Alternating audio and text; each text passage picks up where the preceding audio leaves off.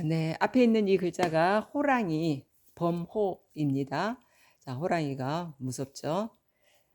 또 호랑이는 인간을 또 도와주는 어떤 동물로도 이야기 사회에서 세계에서 많이 되죠. 그리고 또 성서에 보면 사자를 잡은 경우는 있어요. 근데 호랑이 잡았다는 소리는 없죠. 자, 그리고 또 호랑이 몸에는 이렇게 줄무늬 같은 것이 있잖아요. 근데 물론 이 글자 속에서는 어떤 줄무늬 표시도 없네요. 네, 그러면 이제 이 위에 이 부분은 호랑이 호자로 다른 글자와 만난다 하더라도 항상 쓰여집니다. 근데 이제 여기 이 밑에 있는 것은 좀 많이 변해요.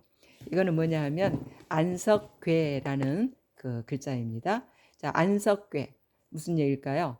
호랑이가 앉아 있는 자리라는 얘기죠. 물론 바위에 앉아 있겠죠. 자, 그래서 호랑이 범호라고 하는 글자입니다. 자, 그러면 범호가 어떻게 또 글자 세상에서 쓰여지고 있는지를 한번 살펴보겠습니다. 자, 여기는 자, 이거는 역시 호랑이 호가 그대로 들어가 있죠. 그리고 안석계에 앉아 있는 모습도 그대로 있어요. 그런데 뒤쳐져 옳지라는 글자가 길게 뻗어 있네요. 자, 이 말은 무슨 말일까요? 호랑이가 앉아 있는 자리에 누가 걸어갈 자신 있는 사람 있으면 나와 보세요. 없죠. 그러니까 아무도 이 앞을 걸어가지 못한다는 얘기예요. 그래서 고처라고 하는데 이거를 처녀라고도 합니다. 왜냐? 자, 호랑이가 앉아 지키고 있는 모습이죠. 그러니 이 앞을 지나서 이제 말하자면 객지로 떠날 수가 없는 거예요. 내가 태어난 이곳에서 계속 고향을 지키고 결혼하기 전까지 고향을 지키고 산 그 여자에게 처녀라는 말을 붙여줄 수 있었던 거죠. 자, 그 처녀로 살 수밖에 없었던 이유가 왜요? 호랑이가 지키고 있었기 때문이죠. 나 이렇게 해서 고처이지만 처녀로도 글자가 갑니다. 자, 그 다음에 보면 이제 호랑이도 약해질 때가 있다는 거예요. 어느 때일까요?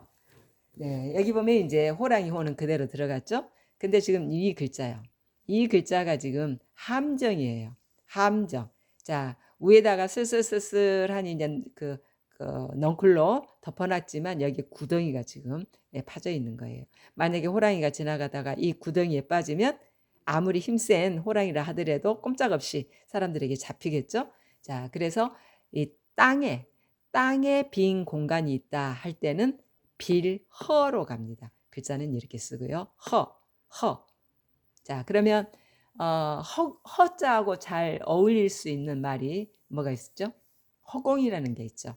자, 그러면 허는 땅에 빈 공간을 얘기하고 공은 하늘에 빈 공간을 얘기한다는 얘기잖아요. 그래서 허공이라는 말을 우리가 자주 쓰죠.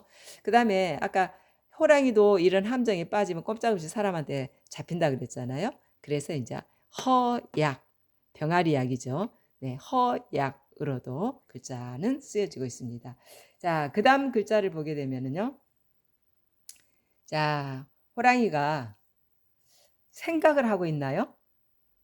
앉아서 생각하는 인간처럼 뭔가 좀 골똘히 생각합니다. 생각사가 지금 여기 들어있어요. 이 머리, 받자는 사람이 머리로도 표현한다 그랬잖아요. 자, 머리로 그리고 마음으로 뭔가 골똘히 생각을 하고 있어요. 그래서 이 글자는 생각할 여로 갑니다. 네, 생각할 여. 자, 그러면 여하고 말하자면 어울리는 글자가 연염. 이라는 글자겠죠? 연염. 자, 그러면 이 연염이라는 글자는요. 보세요. 오늘 금입니다. 매일같이 마음에서 떠나지 않는 뭔가가 있어요. 네. 그게 이제 염이죠. 그래서 연염이라는 글자로 이어질 수 있습니다. 자, 그 다음 내용을 또 보게 되면은 자, 역시 호랑이는 그대로 갑니다. 그런데 그 속에 남자가 있는 거예요. 자, 밭에서 힘을 쓰는 게 남자다 해서 이 글자가 이렇게 구성되는데 호랑이 밑에 남자라니요. 호랑이도 힘이 센디 남자가 또 거기 있으니 더 힘이 세겠죠. 자, 그래서 글자는 사로잡다 노가 됩니다. 사로잡아요. 무엇을 사로잡았을까요? 자, 호랑이보다도 더 힘센 어떤 곰 정도는 잡아야 되는데 자, 밑에 예를 들어서 노자하고 어울리는 글자를 봤어요. 핵이라는 글자입니다. 노획한다. 노획이라는 글자예요. 자, 그래서 봤더니 물론 여기 개사슴녹이 있습니다.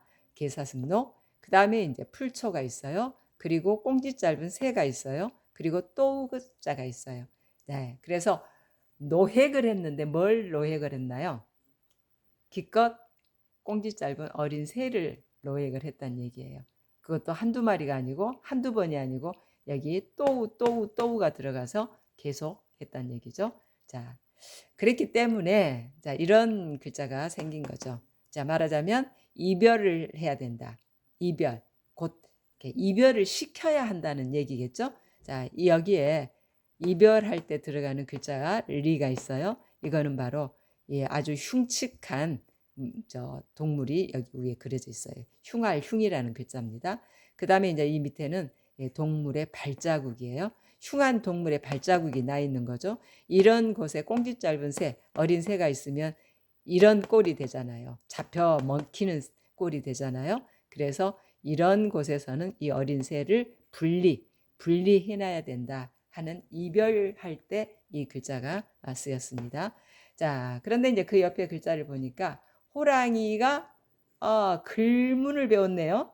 글을 배웠어요. 네, 유식한 호랑이일 것 같죠. 자, 그래서 이 호랑이가 글문을 배웠다. 사실 개도 스당께 3년이면 풍을 읊는다고 하잖아요. 자, 그런데 호랑이 정도 되면 글 배울 수 있겠죠. 네, 그래서 호랑이가 글을 배웠으니 자, 어떤 상황이 될까요? 공경할 만하다. 그래서 공경할 건이 됐습니다. 자, 그렇습니다. 그러면 공경할 건에 연결될 수 있는 단어라고 한다면 믿음신이겠죠. 자, 믿을만하다. 네, 믿을만하다. 건신이라는 글자가 구성이 됐습니다. 자, 그러면 이제 동물이 이 글자 세계에서 참 많이 사용이 되잖아요. 자, 지난번에는 토끼도 다뤘고요. 자, 그러면 오늘은 호랑이를 다뤘어요. 그런데 말을 이렇게 글자 세상에서 어느 정도나 사용되고 있는가를 봤더니 엄청납니다. 네, 그래서 말을 한번 다루려면 보통 다루는 시간의 2배는 활애를 해야 되지 않나 하는 정도로 말은 굉장히 많이 글자 세상에서 사용되고 있었습니다. 다음에는 그 말을 한번 또 다뤄볼까 합니다.